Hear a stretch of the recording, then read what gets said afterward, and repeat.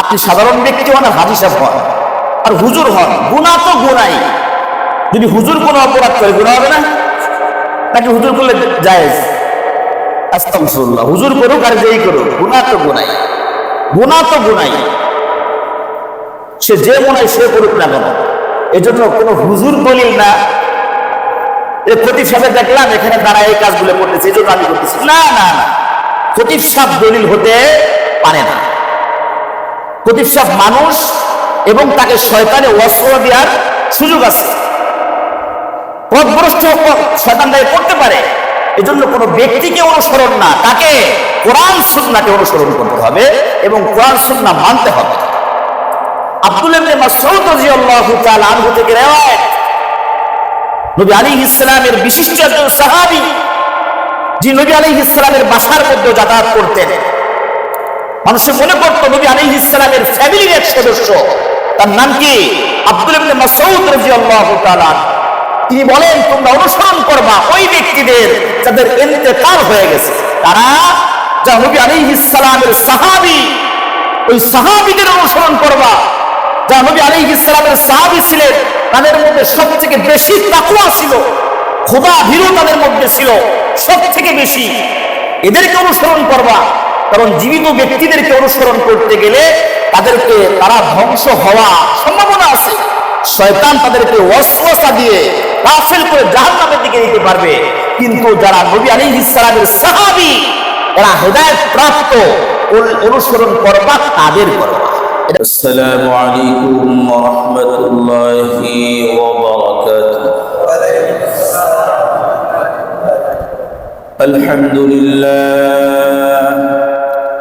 আলহামদুলিল্লাহ নাহমাদুহু ওয়া নাস্তাঈনুহু ওয়া নাস্তাগফিরুহু ওয়া নু'মিনু বিহি ওয়া نتوكل عليه ونعوذ بالله من شرور أنفسنا ومن سيئات أعمالنا من يهده الله فلا مضل له ومن يضلله فلا هادي له ونشهد أن لا إله إلا الله وحده لا شريك له ونشهد أن سيدنا وحبيبنا ومولانا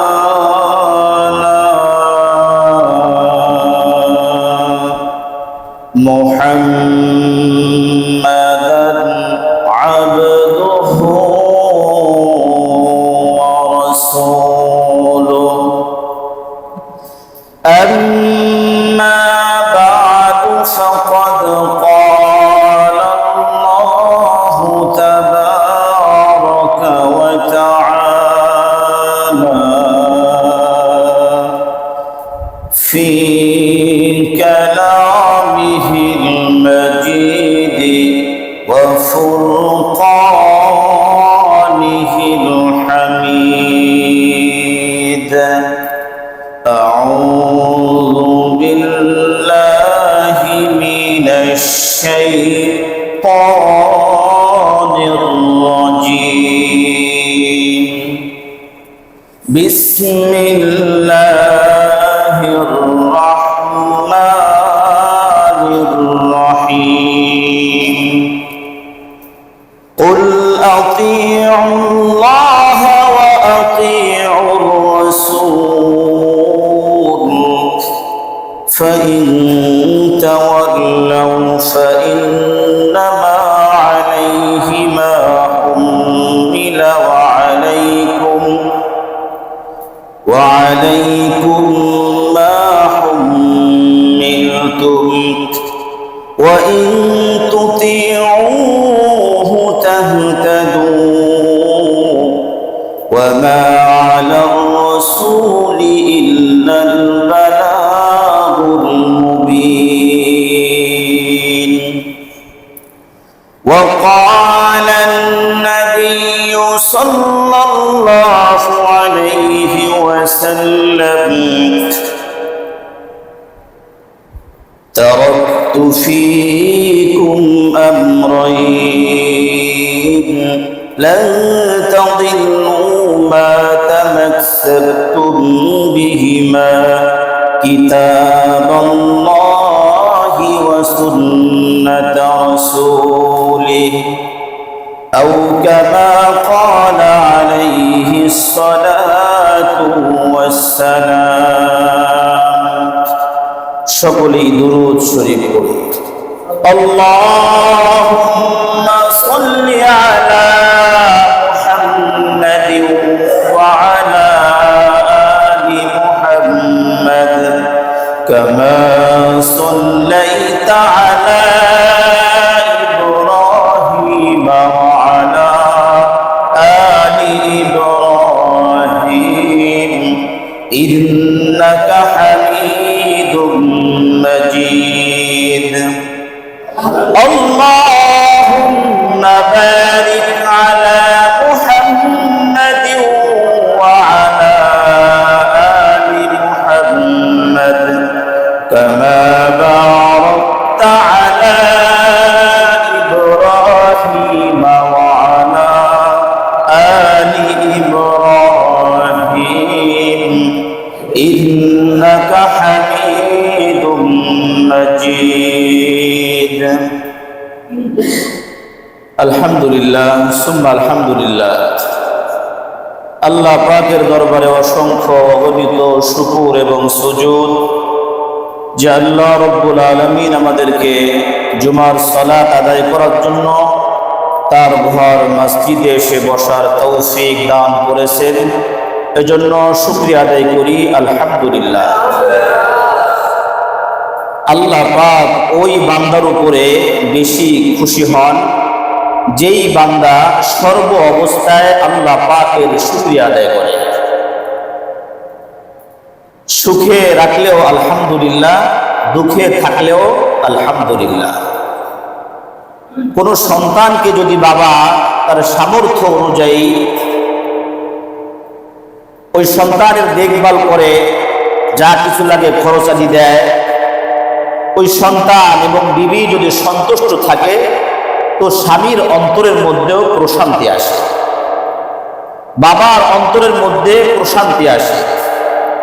বাবার ইনকাম যতটুকু, সন্তানের চাহিদা যদি এর থেকে বেশি থাকে তো এই বাবার অন্তর থেকে শান্তি নামক জিনিসটা দূর হয়ে যায়, অশান্তি শুরু হয়। বাবা সন্তানের প্রতি অসন্তুষ্ট, মানে সন্তানকে সন্তুষ্ট করতেছে না, পারতেছে না বিদায় বাবার অন্তরের মধ্যে অশান্তি। আল্লাহ পাক তার খাজানায় কোনো কিছুর কমতি নাই, কোনো কিছুরই কমতি নাই। অফুরন্ত নাজ নিয়ামতের মালিক হইল আল্লাহ। কোন বান্দাকে দেন, কোন বান্দাকে কমায় দেন, কোন বান্দাকে বাড়ায় দেন। কুরআনুল কারীমের মধ্যে আল্লাহ পাক ঘোষণা করেন, ইন্নাল্লাহা ইয়ারযুকু মান ইয়াশাউ বিগাইরি হিসাব। আল্লাহ পাক কাউকে কি হিসাব ছাড়া রিজিক দান করে, আবার কেউ কেউ রিজিকের অভাবে কষ্ট করতে থাকে। উভয় অবস্থা আল্লাহ পাকের পরীক্ষা, বান্দার উপরে কি আল্লাহ পাকের পরীক্ষা। আল্লাহ পাক দেখতে চান যে আমার বান্দাকে নিয়ামত দিলাম, আমার বান্দাকে আমার শুকর আদায় করে, আমার শুকরিয়া আদায় করে, নাকি আমাকে ভুলে যায়। বান্দাকে আল্লাহ পাক অফুরন্ত নাজ নিয়ামত দান করে, বান্দা আল্লাহ পাকের শুকরিয়া আদায় করে, আল্লাহ পাক তার নিয়ামতকে আরো বাড়ায় দেয়। আবার বান্দাকে তার নিয়ামত কমায় দেন, রিজিকের অভাব দিয়ে দেন। দেখি আমার বান্দা অভাবের কারণে আমাকে ভুলে যায় কিনা। তো দেখে বান্দা হযরত আইয়ুব আলাইহিস সালামের মতো, আইয়ুব আলাইহিস সালামের সব শেষ, ধন সম্পদ ধ্বংস হয়ে গেল, স্ত্রী সন্তানাদি সব চলে গেল, একমাত্র রাহমা স্ত্রী ছাড়া সব শেষ। ঘরের ছাদ পড়ে সব মারা গেল, ছাগলের পালগুলো ধ্বংস হয়ে গেল, শরীরের মধ্যে পচন ধরে গেল, শরীরের মধ্যে পোকা কিরবির গিরবির করতেছে, পোকাগুলো খাচ্ছে, জিহ্বার মধ্যেও পোকা হয়ে গেছে। কিন্তু আইয়ুব আলাইহিস সালাম বলতেছেন, আল্লাহ আমি তোমার শুকরিয়া আদায় করি, তুমি আমাকে যেভাবে রাখছো আলহামদুলিল্লাহ। আইয়ুব আলাইহিস সালামকে শয়তান পথভ্রষ্ট করতে পারে না। আইয়ুব আলাইহিস সালামকে পথভ্রষ্ট করতে পারে নাই, কারণ আইয়ুব ছিল আল্লাহ পাকের শুকরগুজারি একজন বান্দা এবং নবী। আইয়ুব আলাইহিস সালামকে এত পরীক্ষা, অর্থ সম্পদ সব শেষ, এমনকি শরীরটা এমন অসুস্থ হয়ে গেছে, ভিতরগত অবস্থা খুবই খারাপ, আর বাহ্যিকভাবে শরীরগুলো পচে গেছে, রক্ত গোশতগুলো খইসে পড়ে। তারপরেও আল্লাহ পাক তাকে সুস্থ করতেছেন না। যখন জিহ্বার মধ্যে ঘা হওয়া শুরু করে দিল, পোকাগুলা পড়ে যায়, আইয়ুব আলাইহিস সালাম পোকাগুলো উঠায়া আবার গোশতের মধ্যে বসায়া দেয়, খাও, আল্লাহ পাক তোমাকে খাওয়ার অনুমতি দিচ্ছে, খাও। আমার কষ্ট হচ্ছে, এটা আল্লাহ পাক আমার উপরে সন্তুষ্ট হচ্ছে, তুমি তোমার কাজ করো, খাও। যখন জিহ্বার মধ্যে হয়ে গেল, তখন আইয়ুব আলাইহিস সালাম বললেন, আল্লাহ আমার জিহ্বার মধ্যে দিও না, জিহ্বা থেকে যদি একটু আমাকে হেফাজত করো, কারণ এই জিহ্বা দিয়ে আমি রব, তুমি আমার রব, তোমাকে আমি ডাকি, তোমাকে আমি খুঁজি, তোমার সর্বদাই জিকির করতে থাকি। আল্লাহ রাব্বুল আলামিন আইয়ুব আলাইহিস সালামকে তখন বলেন, আইয়ুব উরকুদু বিরিজলিক ওয়া আইয়ুব, তুমি তোমার পা দিয়ে জমিনের মধ্যে একটা লাথি মারো, লাথি মারার সাথে সাথে আমি রব তোমার জন্য মিষ্টি ঝর্ণার ব্যবস্থা করে দেব। আল্লাহ রাব্বুল আলামিন ওনার অনুযায়ী আইয়ুব আলাইহিস সালাম পা দিয়ে লাথি মারলেন, লাথি মারার সাথে সাথে মিষ্টি ঝর্ণার পানি বের হয়ে আসে। আল্লাহ রাব্বুল আলামিন অর্ডার করলেন, আইয়ুব তুমি এই পানিটা পান করো, পান করার সাথে সাথে তোমার ভিতরগত যত রোগ আছে আমি রব সব বাহির করে দিব। বের হয়ে গেল, ভিতরগত রোগ শেষ। আল্লাহ পাক আবার অনুমতি দিলেন, আবার আরেকটা দিবারক জমিনের মধ্যে, এরপরে যে পানিটা বের হবে তুমি এই পানি দিয়ে গোসল করবা, গোসল করার সাথে সাথে তোমার পুরা দেহর মধ্যে যে রোগ আছে আমি রব সমস্ত রোগকে দূর করে দিব। তাই হলো আইয়ুব আলাইহিস সালাম আবার পা দিয়ে লাথি মারলেন, আঘাত করলেন জমিনের মধ্যে, জমিন থেকে ঝর্ণা থেকে পানি বের হয়ে আসলো, ওই পানি দিয়ে আইয়ুব আলাইহিস সালাম গোসল করলেন। আইয়ুব আলাইহিস সালামের বাহ্যিক যত অসুস্থতা ছিল সব আল্লাহ পাক দূর করে দিলেন। আইয়ুব আলাইহিস সালামের এগুলো ছিল কি পরীক্ষা। আল্লাহ রাব্বুল আলামিন আবার সন্তানাদি, স্ত্রী, ধন সম্পদ সব আবার ডাবল দিয়ে দিলেন। সুবহানাল্লাহ, এগুলো কি আল্লাহ পাকের পরীক্ষা। এজন্য সুখে থাকলেও আলহামদুলিল্লাহ, দুঃখে থাকলেও কি আলহামদুলিল্লাহ। হযরত সুলাইমান আলাইহিস সালাম তার অফুরন্ত নাজ নিয়ামত ছিল, পশু পাখি যার কথা শুনত, পশু পাখি কি যার কথা শুনতো, পিঁপড়ার কথা পর্যন্ত সুলাইমান আলাইহিস সালাম শুনতে পারতেন কানে। সুবহানাল্লাহ, সুলাইমান আলাইহিস সালাম ছিলেন সারা দুনিয়ার বাদশা। তো আল্লাহ পাক তাকে সম্পদ দিয়েছেন, পরীক্ষা করছেন। আইয়ুব আলাইহিস সালামকে সম্পদ নিয়ে পরীক্ষা করছে। এর থেকে আমাদের শিক্ষা কি? আমরা যে অবস্থায় আছি কি করতে হবে? আল্লাহ পাকের শুকরিয়া আদায় করতে হবে। নিয়ামত বাড়ায় দিবেন কে? দুনিয়ার কোন মাখলুকাতের কাছে হাত পাতলে মানুষ কি অপছন্দ করে, মানুষ আপনাকে অপছন্দ করবে, মানুষ থেকে কোনো কিছু আশা করলে মানুষ অপছন্দ করে। আল্লাহ পাকের কাছে চাইলে আল্লাহ পাক খুশি হয়। আর আল্লাহ পাক বান্দার জন্য যা কিছু করেন কল্যাণের জন্য করেন। কি করেন? কল্যাণের জন্য করেন। এত কথা বললাম কেন? গত জুমায় তো আপনাদের থেকে ছুটি দিয়েছিলাম, যে এই জুমা যদি আল্লাহ পাক চায় তো এই জুমা পড়ার কথা ছিল কোথায়? মক্কায়। আল্লাহ পাক ফ্লাইট ক্যান্সেল করছে। আগামী সোমবার আবার ইনশাল্লাহ ডেট আসছে, ভিসা টিকিট হাতে পাইছি। তো এখনো কি বলা যায় যাব কি যাব না? সব তার উপরে আল্লাহ পাকের হাতে, সব তার হাতে, আল্লাহ পাকের হাতে। আল্লাহ পাক যা করেন বান্দার কল্যাণের জন্য করেন। গতকাল বৃহস্পতিবার ছিল, গতকাল বৃহস্পতিবার বুধবার আমি অসুস্থতার মধ্যে ছিলাম। যদি বৃহস্পতিবারে ফ্লাইট থাকতো আমার যাওয়া হতো না। তখন আমি গতকালকে ভাবতেছি আল্লাহু আকবার, আল্লাহ পাক যা করেন ভালোর জন্যই করেন, যা করেন ভালোর জন্যই কিন্তু করেন। কিন্তু আমরা অনেক কষ্ট পাইছি, এত চেঞ্জ হয় কেন, চেঞ্জ হচ্ছে কেন, চেঞ্জ হচ্ছে কেন, বারবার কথাবার্তা, মন খারাপ, বিভিন্ন প্রকারের কেমন কেমন যেন লাগছে। কিন্তু আল্লাহ পাক যেটা বোঝেন আমাদের ওই বুঝটা নাই, আছে নাই। আল্লাহ পাক আমাদের কল্যাণের জন্য করছে। আল্লাহ পাক কি কল্যাণের জন্য করছেন। সকালে যে খাবার বলে খাইছি আজকে, আমার রিজিক তো বাংলাদেশে এখন আছে, আমি কেন ওদিকে যাওয়ার তো সময় হয় নাই। আমার রিজিক যখন ওখানে তৈরি হয়ে যাবে অটোমেটিকলি আমার ওখানে কি যাবার ব্যবস্থা হয়ে যাবে। এজন্য আল্লাহ পাক যা করেন বান্দার কি কল্যাণের জন্য করেন। মন খারাপ করে কোনো কি নাই, লাভ নাই। ধৈর্য ধরতে হবে। কি করতে হবে? ধৈর্য ধরতে হবে। যাই হোক, যেই মাসটা শুরু হয়েছে এই মাসটা হলো রবিউল আউয়াল মাস। কি মাস? এই মাসের মধ্যে কোনো ঘটনা আছে? আমরা কি জানি যে এই মাসের মধ্যে কোনো ঘটনা ঘটছে ইসলামিক ইতিহাসে? জানা আছে আমাদের? অনেকেরই জানা আছে। যেহেতু সরকারি ছুটি আছে এই মাসের মধ্যে, সোমবারে 12 রবিউল আউয়াল কি আমাদের সরকারি ছুটি। কেন ছুটি? ঈদে মিলাদুন নবী উপলক্ষে ছুটি থাকে। ঈদে মিলাদুন নবী মানে কি?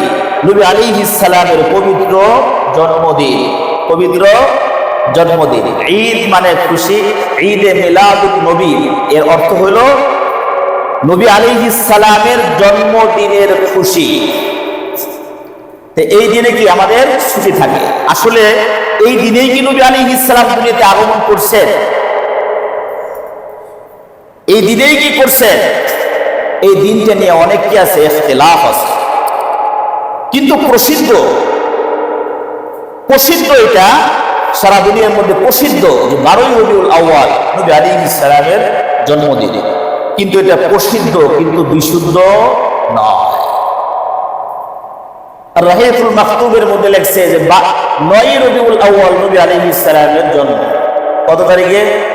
9 রবিউল আউয়াল। আরো কয়েকটা কৌল পাওয়া যায়, কিন্তু সহিহ কোনো সনদ নাই যে 12 রবিউল আউয়াল নবী আলাইহিস সালামের জন্ম। কিন্তু নবী আলাইহিস সালামের ইন্তেকাল যে 12 রবিউল আউয়াল এটা আবার শুদ্ধ। এটা কি শুদ্ধ? তাহলে এই দিনে নবী আলাইহিস সালামের ইন্তেকাল শুদ্ধ, জন্ম অশুদ্ধ। এরপরও এই দিন উপলক্ষে আমরা বিভিন্ন কিছু উদযাপন করে থাকি যেগুলা শরীয়ত সম্মত নয়। নবী আলাইহিস সালামের জন্ম এটা অবশ্যই বিশ্ববাসীর জন্য একটা রহমত, বিশ্ববাসীর জন্য রহমত এবং বরকত। নবী আলাইহিস সালামের জন্মটা এই পৃথিবীর জন্য রহমত এবং বরকত, শুধু মানুষের জন্য না। নবী আলাইহিস সালাম সমস্ত জগতের জন্য রহমত হিসেবে আল্লাহ পাক তাকে পাঠাইছে। শুধু তাই, নবী আলাইহিস সালামের মায়ের নাম কি? আমেনা। মায়ের নাম কি? আমেনা। আমেনার গর্ভে যখন নবী আলাইহিস সালাম আসলেন, পেটের মধ্যে, মায়ের পেটে, এই মা যখন গোসলখানায় যায়, গোসলখানা থেকে যখন বের হয়, এর পরবর্তীতে যারা গোসলখানায় যায় এমন ঘ্রাণ তাদের নাকে আসে, ইতিপূর্বে এরকম ঘ্রাণ পূর্বে কখনোই কারো নাকে আসে না। এত ঘ্রাণ আমেনার গোসলের পানি থেকে কি আসে? সুঘ্রাণ আসে। আমেনা রাস্তা দিয়ে হাইটে গেলে ছায়া দেয়। আমেনা যখন থুতু নিক্ষেপ করে, থুতু ফেলায়, এর থেকেও সুন্দর ঘ্রাণ বের হয়।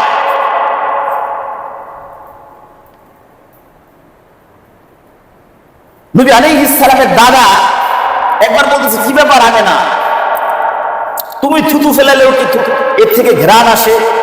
শাশুড়ি বলতেছে, তুমি যখন গোসলখানা থেকে আসো এরপরে যখন আমি যাই এত সুঘ্রাণ, এই ঘ্রাণ তো ইতিপূর্বে আর কখনো শুনি নেই, নাকে আসে নাই, এত সুন্দর ঘ্রাণ। এই আমেনা যখন পানি আনার জন্য হাউজে যাইত, পানি আনার জন্য হাউজে যাইত, নবী আলাইহিস সালাম যখন পেটে আসার পরে আমেনা যখন হাউজে পানি আনার জন্য যাইত, পানির উপর ভিতরে বালতি দিয়ে রশির মধ্যে লাগায়া বালতি নিচে ফেলানো রাখতো না, পানি আল্লাহ রাব্বুল আলামিন নিচ থেকে এরকম উপর করে দিতেন, এই হাউসটা ভরে যেত, কলসি বড়ায়া আমেনা ঘরে চলে আসত। আমেনা যখন পানি আনতে যাইত তখন আমেনার বান্ধবীরাও তার সাথে ছুটত। কেন? আমেনার সাথে পানি আনতে গেলে বালতির লগে রশি লাগে না। কি লাগে না? রশি লাগে না। রশির মধ্যে বালতি লাগায়া নিচের মধ্যে পানির বালতিতে তুলে টাইনা ওঠানো অনেক কষ্ট, অনেক কষ্ট। আমেনা যখন যায় তার বান্ধবীরা তখন ভিড় করে। আমেনা পানি নিয়ে যখন বাড়ির দিকে রওনা হয়, বান্ধবীরা বলে তুই একটু দাঁড়া, তুই চলে গেলে তো পানি নিচে নেমে যাবে, তুমি একটু দাঁড়াও, আমরা একটু পানি নিয়ে নেই। এই যে অবস্থা, নবী আলাইহিস সালাম পেটে আসার পরে আব্দুল মুত্তালিব এবং তার বিবি যখন আমেনাকে জিজ্ঞাসা করলো কি ব্যাপার, এত সুঘ্রাণ, থুতু ফেলালেও ঘ্রাণ আসে, গোসলের পানির থেকেও ঘ্রাণ আসে, আমেনা তখন উত্তর দিল যে ঘ্রাণ তো আসলে আমার কোনো বরকত নাই, আমার আলাদা কোনো গুণ নাই, তবে আমার পেটের মধ্যে যা আল্লাহ রাব্বুল আলামিন দিয়েছেন এর বরকতে গোসলের পানির মধ্যে ঘ্রাণ, থুতু ফেলাইলো ঘ্রাণ, এটা হাউজের কাছে গেলেও আল্লাহ পাক পানির উপরে উঠে দেয়। কার বরকত? নবী আলাইহিস সালামের বরকত। কার বরকত এটা? নবী আলাইহিস সালামের বরকত। আমেনা যখন নবী আলাইহিস সালাম যখন দুনিয়াতে আসবেন, আসার সময় আসলো, আমেনা তখন বলতেছে আমার পেট থেকে এক টুকরা নূর বের হয়ে, সুবহান। এর বরকতে কিসরার 14টা খুঁটি ভেঙে পড়ে গেল। অগ্নি পূজকরা যারা 1000 বছর ধরে অগ্নি পূজা করতেছে, এই আগুন কখনো নেবে না। নবী আলাইহিস সালামের জন্ম হওয়ার সাথে সাথে এই আগুন নিভে গেল।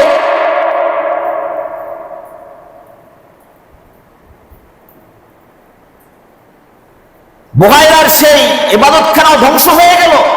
এটা কার বরকত? নবী আলাইহিস সালামের বরকত। নবী আলাইহিস সালামের বরকত।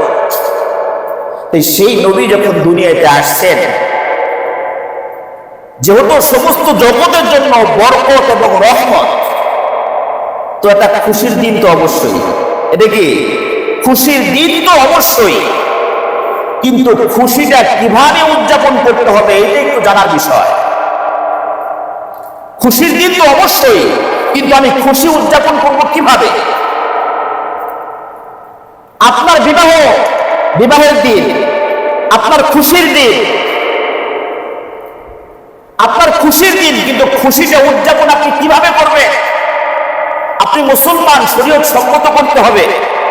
আপনি ইহুদি নাসারার মতো আপনি এই কাজটা করতে পারবেন না। আপনার বাচ্চার মুসলমানি, আপনার মেয়ের বিবাহ, এগুলো তো শরীয়ত সম্মত কিনা এটা আপনার দেখার বিষয়। আনন্দ ইসলাম আনন্দ কিভাবে উদযাপন করে? ঢোল নগর বাজানো, আতশবাজি ফুটানো, তারপরে কি জানি ঝাড়পাতি লাগানো। আপনার মেয়ের বিবাহ, গায়ে হলুদ, কোত্থেকে জায়েজ করছেন? হারাম কাজ। এটা খুশির বিষয়, মুসলমানদের খুশি এভাবে উদযাপন করা কি নাই? জায়েজ নাই। খুশি অবশ্যই খুশি, আনন্দ তো অবশ্যই আনন্দ, কিন্তু ইসলাম যেভাবে আনন্দ করতে বলতেছে সেভাবে আপনার করতে হবে। এর বাইরে গেলে আপনি অবশ্যই ইসলামের পরিপন্থী কাজ করলেন। হয় এটা শিরক হবে, হয় এটা বিদআত হবে, গুনাহের কাজ হয়ে যাবে, গুনাহের কাজ হবে। শরীয়ত সম্মত যেটা খুশি সেভাবে উদযাপন আপনার করতে হবে। এটা তো আমরা বুঝি, আমরা যারা করি তারপরেও কিন্তু বুঝি যে এটা গুনাহের কাজ। করি না? করি এবং কি জানি যে এটা গুনাহের কাজ। গায়ে হলুদ কি গুনাহের কাজ। যত ছেলেরা, যুবক ছেলেরা একটা মেয়েকে যখন দেখবে এই দেখলে তার চোখের জিনা হবে, চোখের জিনা হবে। আপনি যে আয়োজক, আপনি যে অভিভাবক, আপনি হলেন দাইয়ুস, আপনি দাইয়ুস। আল্লাযী ইউকিরু ফি আহলিহিল খুবুস। নবী আলাইহিস সালাম বলেন এই দাইয়ুসের উপরে জান্নাত হারাম। তাহলে কিভাবে আপনি উদযাপন করতেছেন? আপনি হাজী সাহেব, আপনার মেয়ের গায়ে হলুদ কিভাবে আপনি গায়ে হলুদ করতেছেন? কোথায় পাইলেন? কোন কোরআন, কোন হাদিসে আপনি পাইলেন? কোরআনের কোথায় পাইলেন? হাদিসের কোথায় পাইলেন আপনি আনন্দ করা? কিন্তু আমাদের সমাজে এগুলো চলে কি চলে না? মুসলমানের অনুষ্ঠান, তারপরে তো মুসলমানের অনুষ্ঠান করতেছে, আপনি খাইতে যাবেন 2000 টাকা দেওয়া লাগবে, নাহলে খাওয়ান যাবো না। আপনাদের টাকা দিচ্ছে খাওয়ানোর জন্য, মানে খাওয়ান দিচ্ছে টাকা দেওয়ার জন্য। এটা একটা কালেকশন, ভিন্ন তরিকায়। কোথায় পাইলেন এটা? তো যাই হোক, এদিকে কিন্তু অনেক আলোচনা। এগুলো কিন্তু নাজায়েজ, আমরা জানি এগুলা গুনাহের কাজ, কিন্তু আমরা জানি গুনাহের কাজ। আপনি সাধারণ ব্যক্তি হন, আর হাজী সাহেব হন, আর হুজুর হন, গুনাহ তো গুনাই। যদি হুজুর কোনো অপরাধ করে গুনাহ হবে না? নাকি হুজুর করলে জায়েজ? আস্তাগফিরুল্লাহ, হুজুর করুক আর যেই করুক, গুনাহ তো গুনাই, গুনাহ তো গুনাই। সে যে গুনাই সে করুক না কেন, এজন্য কোনো হুজুর দলিল না। খতিব সাহেব দেখলাম এখানে দাঁড়ায় এই কাজগুলো করতেছে, এই জন্য আমি করতেছি। না না না, খতিব সাহেব দলিল হতে পারে না। খতিব সাহেব মানুষ, এবং তাকে শয়তানে ওয়াসওয়াসা দেওয়ার সুযোগ আছে। পথভ্রষ্ট শয়তান দায়ী করতে পারে। এজন্য কোনো ব্যক্তিকে অনুসরণ না, তাকে কোরআন সুন্নাহকে অনুসরণ করতে হবে এবং কোরআন সুন্নাহ মানতে হবে। আব্দুল্লাহ ইবনে মাসউদ রাদিয়াল্লাহু তাআলা আনহু থেকে রিওয়ায়াত, নবী আলাইহিস সালামের বিশিষ্ট একজন সাহাবী, যিনি নবী আলাইহিস সালামের বাসার মধ্যে যাতায়াত করতেন। মানুষে মনে করত নবী আলাইহিস সালামের ফ্যামিলির এক সদস্য। তার নাম কি? আব্দুল্লাহ ইবনে মাসউদ রাদিয়াল্লাহু তাআলা। তিনি বলেন, তোমরা অনুসরণ করবা ওই ব্যক্তিদের যাদের ইন্তেকাল হয়ে গেছে, তারা যা নবী আলাইহিস সালামের সাহাবী, ওই সাহাবীদের অনুসরণ করবা। যা নবী আলাইহিস সালামের সাহাবী ছিলেন, তাদের মধ্যে সবথেকে বেশি তাকওয়া ছিল, খোদা ভীরু তাদের মধ্যে ছিল সবথেকে বেশি। এদেরকে অনুসরণ করবা, কারণ জীবিত ব্যক্তিদেরকে অনুসরণ করতে গেলে তারা ধ্বংস হওয়া সম্ভাবনা আছে। শয়তান তাদেরকে ওয়াসওয়াসা দিয়ে গাফিল করে জাহান্নামের দিকে নিতে পারবে। কিন্তু যারা নবী আলাইহিস সালামের সাহাবী, এরা হেদায়েত প্রাপ্ত, অনুসরণ করবা তাদের করবা। এটা কার কথা? আব্দুল্লাহ ইবনে মাসউদ রাদিয়াল্লাহু তাআলা।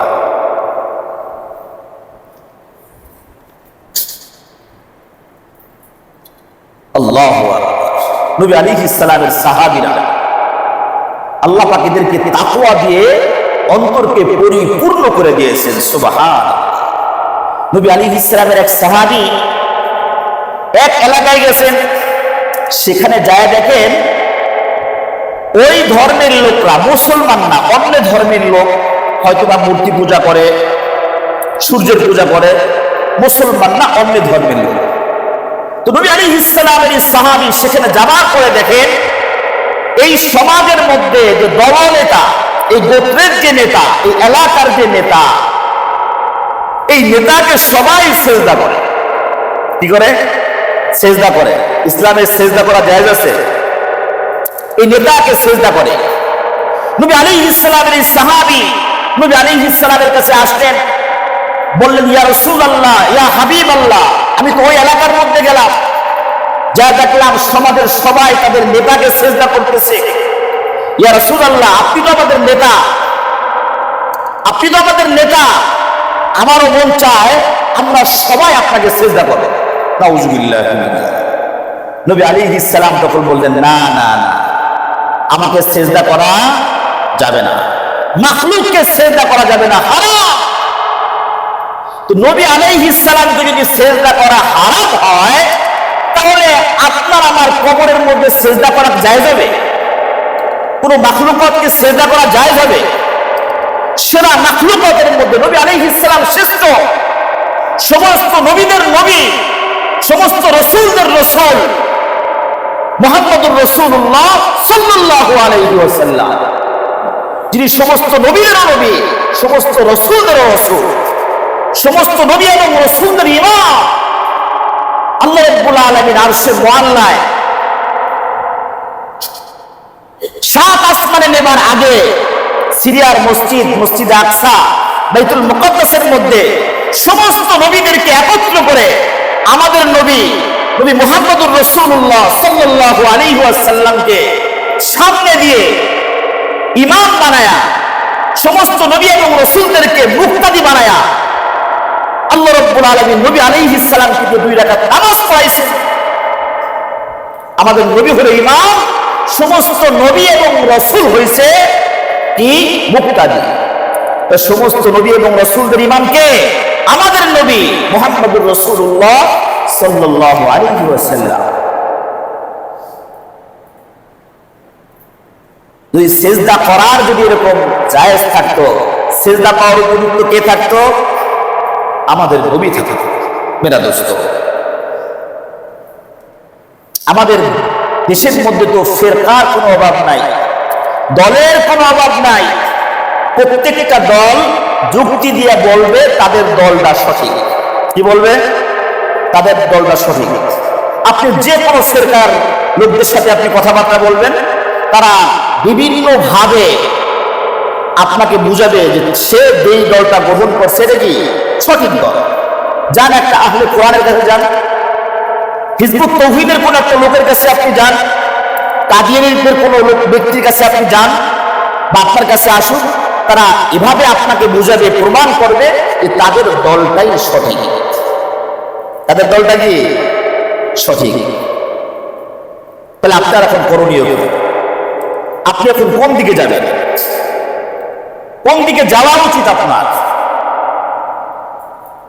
যারা মাজারে সিজদা করে, নামাজ নাই কালাম নাই, নামাজ নাই কালাম নাই, মাজারে কি করে? সিজদা করে, কবরকে সিজদা করে, কোন নামাজ কালাম নাই। নামাজ জিজ্ঞেস করছে, নামাজ তুমি পড়ো? আমি পড়ি। ওই দেখলাম না তো, আমি বাতিনি ভাবে পড়ি। কিভাবে? বাতিনি ভাবে পড়ি। কয়ক্ত নামাজ? কয়ক্ত? 50 ওয়াক্ত। নামাজ তো 5 ওয়াক্ত। তোমরা মানো রাসূলের কথা, আমরা মানি আল্লাহর কথা। নাউজুবিল্লাহ। ওই যে নবী আলাইহিস সালাম গেছিলেন মিরাজে, আল্লাহ পাক বলছেন, ইয়া রাসূলুল্লাহ, আমার রাসূল আপনার উম্মতের জন্য 50 ওয়াক্ত নামাজ দিয়ে দিলাম। নবী আলাইহিস সালাম যখন মুসা আলাইহিস সালামের কাছে আসছে, মুসা আলাইহিস সালাম জিজ্ঞেস করছেন, কি ব্যাপার, কি হাদিয়া পাইলেন? পাইলাম 50 ওয়াক্ত নামাজ। ও সর্বনাশ, আমার উম্মতের জন্য 2 ওয়াক্ত ছিল, তাই তারা পড়ে নাই। তাড়াতাড়ি যান, আপনার উম্মতের জন্য অনেক কষ্ট হয়ে যাবে, তাড়াতাড়ি যান। এরকম করে প্রায় 9 বার পাঠাইছে। এরপরে যখন 5 ওয়াক্ত আসছে, মুসা আলাইহিস সালাম বলছেন আবার যান। তো নবী আলাইহিস সালাম বলছেন, না আমি আর যাইতে পারবো, আমার শরম লাগে। কতবার যখন যায়, নবী আলাইহিস সালাম কি বলছেন? আমার শরম লাগে, আর যাইতে পারবো না। আল্লাহ রাব্বুল আলামিন 50 ওয়াক্ত নামাজ কমায়া যখন 5 ওয়াক্ত করছেন, তখন নবী আলাইহিস সালামকে বলা হয়েছে, আমার হাবিব, আপনার উম্মতকে প্রথমে 50 ওয়াক্ত নামাজ দিছিলাম, কিন্তু আবার কমায়া 5 ওয়াক্ত বানানো হইল। কিন্তু আপনার উম্মতরা যদি 5 ওয়াক্ত নামাজ সময় মতো পড়ে, আমি আল্লাহ রাব্বুল আলামিন 50 ওয়াক্ত নামাজ পড়ার সওয়াব তার আমলনামায় দিয়ে দেব। কেন? মা ইউবাদদিলুল কওলু লাদাইয়া ওয়া মা আনা বিযাল্লামিন লিল আবিদ। আল্লাহ পাকের কথা পরিবর্তন হয় না। আল্লাহ পাকের কথা কি হয় না? পরিবর্তন হয় না। 50 ওয়াক্ত বলছি, পড়বে 5 ওয়াক্ত, সওয়াব কয় ওয়াক্ত? 50 ওয়াক্ত। এলো হাদিস।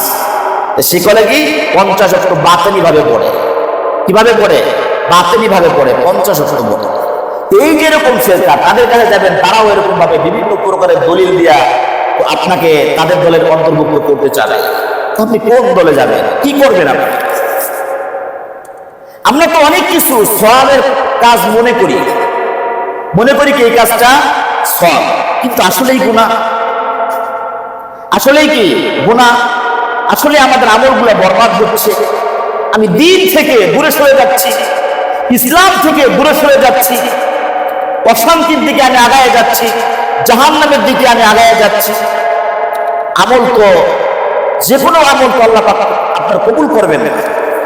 আচ্ছা বলেন তো দেখি, আমাদের রবের কোনো কিছু দরকার আছে? কোনো কিছু দরকার নেই। আমরা সারা দুনিয়ার মানুষ যদি নামাজ কালাম না পড়ি, জিকির না করি, কোরআন তেলাওয়াত না করি, মসজিদেই না আসি, পৃথিবীর সমস্ত মসজিদগুলো যদি বন্ধ হয়ে যায়, নাউজুবিল্লাহ, যদি হয়ে যায়, আমরা ইবাদত করা বাদ দেই, আমার আল্লাহ পাকের কোনো অসুবিধা আছে?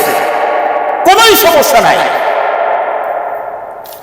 আল্লাহ পাক আপনার ইবাদতের মুখাপেক্ষী নন, আমি আমার রবের মুখাপেক্ষী। আমার রব কোনো আমলের মুখাপেক্ষী নন যে আমলটা না করলে কোনো ক্ষতি হয়ে যাবে, নাউজুবিল্লাহ, কিছুই হবে না। সারা দুনিয়ার মানুষ কোনো ইবাদত না করলে আল্লাহ পাকের কোনো কিছু আসে যায় না, কোনো কিছু আসে যায় না। কিন্তু আমলগুলো কেন করতেছি? আল্লাহ পাকের হুকুম দেয়, আল্লাহ পাকের হুকুম দেয়। আমলগুলো কিভাবে করতে হবে? নবী আলাইহিস সালামের সুন্নাহ মোতাবেক করতে হবে। নবী আলাইহিস সালামের সুন্নাহ কারা সবথেকে বেশি পালন করছেন? সাহাবায়ে কেরাম রাদিয়াল্লাহু তাআলা আনহুম। সাহাবায়ে কেরাম রাদিয়াল্লাহু আনহুম নবী আলাইহিস সালামকে, সাহাবায়ে কেরাম রাদিয়াল্লাহু তাআলা আনহুম নিজেদের জীবন থেকে বেশি মুহাব্বত করছেন সাহাবায়ে কেরাম রাদিয়াল্লাহু তাআলা। দেখেন আপনি উহুদের প্রান্তে যে নবী আলাইহিস সালামকে যেভাবে তীর মারা শুরু করছিল, সাহাবায়ে কেরাম রাদিয়াল্লাহু তাআলা আনহুম কিভাবে নবী আলাইহিস সালামকে হেফাজত করার জন্য, রক্ষা করার জন্য কিভাবে সাহাবায়ে কেরাম ঢাল হয়ে গেছেন। নবী আলাইহিস সালামকে সামনে এভাবে দাঁড়ান নাই, বুক দিছে নবী আলাইহিস সালামের দিকে, যে আমার পিঠ ছিদ্র হওয়ার পরে আমার বুক দিয়া যখন তীর বের হবে, এরপর আমার নবীর গায়ে লাগবে, আমি অক্ষত থাকা অবস্থায় আমার নবীর গায়ে তীর ঢুকতে দেব না। কাফেররা চিন্তা করলো, সাহাবীরা নবীরে ঘিরে ফেলছে, কি করা যায়? পাহাড়ের উপরে ওঠো, উপর থেকে তীর মারো, উপর দিয়ে তীর মারো, যাতে উপর দিয়ে যায় নবীর মাথায় লাগে। আল্লাহ! সাহাবায়ে কেরাম রাদিয়াল্লাহু তাআলা আনহুম পাখির মতো উড়ল দিয়ে হাত দিয়ে তীরগুলো ঠেকাইছে। নিজের জীবন থেকে বেশি মহব্বত করছেন কে? সাহাবায়ে কেরাম রাদিয়াল্লাহু তাআলা আনহুম। নবী আলাইহিস সালামের সব থেকে কাছে ছিলেন কে? আবু বকর সিদ্দিক রাদিয়াল্লাহু তাআলা। নবী আলাইহিস সালাম মক্কায়, আবু বকর মক্কায়। নবী আলাইহিস সালাম গারে সরের মধ্যে, আবু বকর গারে সরের মধ্যে। নবী আলাইহিস সালাম মদিনায় হিজরত করতেছেন, সাথে কে আছে? সিদ্দিক আকবর রাদিয়াল্লাহু তাআলা। বদরের প্রান্তে দোয়া করতেছেন সাহাবাদের জন্য, উম্মতে মুসলিমার জন্য দোয়া করতেছেন, সাথে কে আছে? আবু বকর। যেখানে নবী সেখানে আবু বকর। এরপরে খুলাফায়ে রাশিদিন যারা আছেন, নবী আলাইহিস সালামের একটা হাদিস, হযরতে ইরবাজ ইবনে সারিয়া রাদিয়াল্লাহু তাআলা আনহু উনি যখন অসুস্থ হয়ে গেছেন, তাবেঈনরা ইরবাজ ইবনে সারিয়া রাদিয়াল্লাহু তাআলা আনহুকে দেখার জন্য যাবে, অসুস্থ দেখার জন্য যাবে। তারা চিন্তা করছে, দেখে আসি, অসুস্থ দেখে আসি। দেখা, অসুস্থ ব্যক্তিকে দেখতে যাওয়া ইবাদত, অসুস্থ ব্যক্তিকে দেখতে যাওয়া ইবাদত। যারা তাবেঈ আছেন সবাই মিলে ইরবাজ ইবনে সারিয়া রাদিয়াল্লাহু তাআলা আনহুর কাছে যাবেন, যাই দেখেও আসি, ইবাদত হয়ে গেল, আবার তার থেকে কিছু শিখে আসি, সে তো নবীর সাহাবী। সবাই মিলে যখন তার কাছে গেল, সাক্ষাৎ হলো, এরপরে তাবেঈরা বলতেছে, আপনি আমাদের কিছু শিখান, নবী আলাইহিস সালামের কোন হাদিস আমাদেরকে শোনান, আমাদের কোন উপদেশ দেন। ইরবাজ বিন সারিয়া বলতেছেন যে নবী আলাইহিস সালাম কোন একদিন ফজরের নামাজের পরে আমাদের দিকে মুখ করে বসলেন। এত সুন্দর একটা বক্তৃতা দিলেন নবী আলাইহিস সালাম, যেই বক্তৃতায় আমাদের সাহাবীদের চোখ দিয়ে অঝরে অশ্রু ঝরতেছিল এবং আমাদের হৃদয়গুলা কম্পিত হচ্ছিল ভয়ে। আমরা মনে করছিলাম এটা বিদায়ের কালের ভাষণ। একজন সাহাবী জিজ্ঞাসা করেন, ইয়া রাসূলুল্লাহ, ইয়া হাবিবাল্লাহ, এরকম করতেছেন, এই অবস্থা। নবী আলাইহিস সালাম তখন বললেন যে দেখো আমার সাহাবীরা, মাইয়াইশ মিনকুম বাদি ফাসায়া ইখতিলাফান কাসীরা। নবী আলাইহিস সালাম তখন বললেন যে আমার পরে তোমরা যারা থাকবা, আমার পরে তোমরা যারা থাকবা, কিয়ামত পর্যন্ত আমার যত উম্মত আসবে দুনিয়াতে, তারা আমার ইন্তেকালের পরে অনেক ইখতিলাফ, দ্বন্দ্বের মধ্যে পড়বে, দ্বন্দ্বের মধ্যে পড়ে যাবে, বিভিন্ন দল হয়ে যাবে। একটা লোককে বিভিন্ন ফেরকা তাদেরকে ডাকবে, তুমি আমার দলে আসো, তুমি আমার দলে আসো, তুমি আমার দলে আসো। এরকম ভাবে ওই ব্যক্তি কোন দিকে যাবে দিশা পাবে না। নবী আলাইহিস সালাম তখন বললেন, এরকম যখন দেখবা, ইখতিলাফ দ্বন্দ্ব যখন দেখবা, তখন তোমরা কি করবা? ফালাইকুম বিসুন্নতি ওয়া সুন্নাতিল খুলাফাইর রাশিদিন আল মাহদিয়িন। নবী আলাইহিস সালাম বলেন, এরকম অবস্থা যখন তোমাদের সামনে আসবে, এরকম মতানৈক্য যখন তোমাদের সামনে আসবে, এরকম দ্বন্দ্ব যখন তোমাদের সামনে আসবে, এরকম ফিরকা যখন এরকম বাইরে যাবে, তখন তোমরা আমার খেলাফত মানে হেদায়েতপ্রাপ্ত সাহাবীদেরকে অনুসরণ করবা। আমার হেদায়েতপ্রাপ্ত সাহাবীদেরকে কি অনুসরণ করবা? নবী আলাইহিস সালাম তখন বলতেছেন, তামাসসাকু বিহা ওয়াযু আলাইহা বিন নাওয়াজিদ। যেরকম ভাবে মারির দাঁত দিয়ে তোমরা আমার হেদায়েতপ্রাপ্ত সাহাবীদেরকে অনুসরণ করবা, এদের কর্মকে তোমরা ধরবা। সাহাবীদের কৌল ফেল হাদিস মানা জরুরি। সাহাবীদের কৌল ফেল, সাহাবীরা যেগুলো বলছেন, যে কাজগুলো করছেন, এগুলোও মানতে হবে। হযরত ওমর ফারুক রাদিয়াল্লাহু তাআলা আনহুর কথা মানতে হবে, আবু বকরের কথা কি মানতে হবে, উসমান আলীর কথা মানতে হবে। নবী আলাইহিস সালাম বলেন যে মারির দাঁত দিয়ে আঁকড়ে ধরবা। কেন মারির দাঁতের কথা বললেন? কারণ যারা মানুষ, ইনসানের সামনের দাঁতগুলো দুর্বল, ইনসানের কি সামনের দাঁতগুলো দুর্বল, শক্ত খাবারগুলো সামনের দাঁত দিয়ে খাওয়া যায় না, দাঁত ভেঙে যাবে না। হাত দিয়ে একটা কামড় দিবেন সামনের দাঁত দিয়ে, ভেঙে পড়ে যেতে পারে। কারণ সামনের দাঁত এটা শক্ত খাবার জন্য নয়, মারির দাঁতগুলো শক্ত খাবারের জন্য। মারির দাঁতটা ধরা মানে কি শক্ত করে ধরবা। মারির দাঁতটা ধরার মাকসাদ কি, যে তোমরা আমার হেদায়েতপ্রাপ্ত সাহাবীদের এভাবে অনুসরণ করবা, যেভাবে মারির দাঁত দিয়া তুমি শক্ত করে ধরে এভাবে ধরবা। আর হায়াওয়ানদের দাঁত, সামনের দাঁতগুলো মজবুত। সামনের দাঁতগুলো কি মজবুত। একটা গরুর সামনের দাঁত মজবুত, ছাগলের সামনের দাঁত মজবুত, হায়াওয়ানদের সামনের দাঁতগুলো মজবুত থাকে। এরা সামনের দাঁত দিয়ে শক্ত খাবারগুলো খাইতে পারে, মানে নরম খাবার হোক, শক্ত খাবার হোক, এদের হলো সামনের দাঁতগুলো মজবুত থাকে। আর মানুষের, ইনসানের মারির দাঁতগুলো কি থাকে? শক্তিশালী থাকে। ও মেরা দোস্ত, এই জন্য সাহাবীদেরকে অনুসরণ করা। কারণ সাহাবায়ে কিরাম রাদিয়াল্লাহু তাআলা আনহুম নবী আলাইহিস সালামকে জীবনের সবথেকে বেশি মহব্বত করেছেন। এখন আপনাকে এত কথা বলার মাকসাদ হলো, আপনি কোরআন এবং হাদিস পড়ে সঠিকটা জানার চেষ্টা করেন। যেভাবে আমল করলে আল্লাহ পাক সন্তুষ্ট হবে সেভাবে করে। নবীকে ভালো যেভাবে বাসতে হবে, আল্লাহ পাক পছন্দ করে সেভাবে বাসেন। আপনার মন চাইলে এভাবে করেন, হবে না। নবী আলাইহিস সালাম দাড়িতে তেল মাখছে, আমি পায়ে তেল লাগাবো না, এটা কোনো হাদিস দ্বারা নাই। আপনি শরীরের অঙ্গ প্রত্যঙ্গ যেখানে প্রয়োজনে তেল লাগাইতে পারবেন।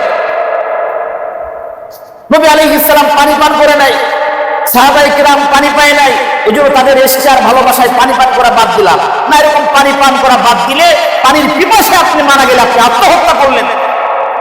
হাদিস কোরআন বুঝতে হবে, বুঝলে পরে আমল করা সহজ। কিভাবে নবী আলাইহিস সালামের জন্ম মৃত্যুবার্ষিকী পালন করা যাবে কি যাবে না, এটা আমরা কোথায় পাবো? সাহাবীদের ইতিহাস পড়লে পরে পাবো, সাহাবীদের জীবন থেকে, এক জীবনী থেকে আমরা পাবো। দেখেন আবু বকর সিদ্দিক রাদিয়াল্লাহু তাআলা আনহু তার জীবদ্দশায় সে নবী আলাইহিস সালামের জন্মবার্ষিকী মৃত্যুবার্ষিকী পালন করছে কিনা? ওমর রাদিয়াল্লাহু তাআলা আনহু কি পালন করছেন? হযরত উসমান আলী কি পালন করছেন? নবী আলাইহিস সালামের আদরের দুটা নাতি তারা কি পালন করছেন? অন্যান্য সাহাবীরা কি পালন করছেন? হ্যাঁ, পালন করছে। কি করছেন? পালন করছে। নবী আলাইহিস সালামের সাহাবীরাও কি নবী আলাইহিস সালামের জন্মবার্ষিকী পালন করছেন। নবী আলাইহিস সালাম নিজেও পালন করছেন। কিভাবে পালন করছেন? নবী আলাইহিস সালাম বলছেন, সাহাবায়ে কেরাম বলছে, ইয়া রাসূলুল্লাহ, আমার তো মন চাই সারা বছর রোজা রাখি। নবী আলাইহিস সালাম বলছেন, না, সারা বছর রোজা রাখা যাবে না। তাহলে 2 দিন বাদ দেই, একদিন রোজা রাখি, আবার 2 দিন রোজা রাখবো, মানে 2 দিন রোজা রাখবো, একদিন ইফতার করবো, আবার 2 দিন রোজা রাখবো, একদিন ইফতার করবো। নবী আলাইহিস সালাম বলছেন, না, এটাও করা যাবে না। সাহাবায়ে কেরাম বলে, ইয়া রাসূলুল্লাহ, তাহলে একদিন রোজা রাখবো আর একদিন ইফতার করবো, আবার একদিন রোজা রাখবো, একদিন ইফতার করবো। নবী আলাইহিস সালাম বলেন, হ্যাঁ, এইটা করা যেতে পারে, কারণ এই আমলটা আমার ভাই হযরতে দাউদ আলাইহিস সালামের আমল ছিল। তার আমল একদিন রোজা, একদিন ইফতার, একদিন রোজা, একদিন ইফতার। আজকে সারাদিন রোজা, কালকে সারাদিন ফুতুর, খাবার গ্রহণ করা যাবে, রোজা রাখা যাবে। এই অভ্যাসটা কার ছিল? হযরতে দাউদ আলাইহিস সালামের। নবী আলাইহিস সালাম বলেন, হ্যাঁ, এই আমলটা করা যেতে পারে। এটা কার আমল? এটা আমার ভাই হযরতে দাউদ আলাইহিস সালামের আমল। সাহাবায়ে কেরাম জিজ্ঞাসা করেন, ইয়া রাসূলুল্লাহ, আপনি তো বৃহস্পতিবার রোজা রাখেন, সোমবার রোজা রাখেন, সোমবারের ব্যাপারে কিছু বলেন। নবী আলাইহিস সালাম তখন বললেন, সোমবারে আমার জন্ম হয়েছে, সোমবারে কোরআন নাজিল হয়েছে, সোমবারে আমি ওহী প্রাপ্ত হয়েছি, আমি নবুয়ত পাইছি, সোমবারে কোরআন নাজিল হয়েছে, সোমবারে সোমবারে আমার জন্ম হয়েছে। এই 3টা কারণে আমি রাসূল এই প্রতি সোমবারে রোজা রাখি। সমস্ত সাহাবায়ে কেরাম সোমবার রোজা রাখতেন। তো নবীর জন্মবার্ষিকী পালন করবেন, করেন, প্রতি সোমবার রোজা রাখেন। 1 বছর পরে 12 রবিউল আউয়াল আসবে, ওই দিনকে আপনি ঢোল, তবলা, আবি জাবি, খিচুড়ি ইত্যাদি ইত্যাদি গান বাজনা যেগুলো সুযোগ সম্মত নাই, কেন আপনি করে পালন করেন? বছরে একবার কেন? সপ্তাহে একদিন পালন করেন। নবী এত ইশক আর ভালোবাসা আপনার মধ্যে, আপনি প্রতি সোমবার আপনি রোজা রাখেন, প্রতি বৃহস্পতিবার আপনি রোজা রাখেন। নবীকে মুহাব্বত করা হবে। প্রত্যেক আপনি মাসে 3 দিন আইয়ামে বীজের রোজা আপনি রাখেন, নবী আলাইহিস সালামের মুহাব্বত হবে, সাহাবায়ে কেরামের অনুসরণ হবে, আল্লাহ পাক সন্তুষ্ট হবে, এদিনকে রোজা রাখেন। বুঝে আসছে না ভাই? এজন্য যদি আমরা যে কোনো আমল করি, এই আমলগুলা কোরআন সুন্নাহ মোতাবেক সাহাবায়ে কেরামের আমল হতে হবে। অন্যথায় অন্য কোনো তরিকায়, ভিন্ন তরিকায় আমল করলে আল্লাহ পাক পছন্দ করবেন না, কবুল করবেন না। আল্লাহ রাব্বুল আলামিন আমাদের সকলকে বুঝে আমল করার তৌফিক দান করেন। সকলেই বলে আমিন ওয়া আখিরু দাওয়ানা আলহামদুলিল্লাহি রাব্বিল আলামিন।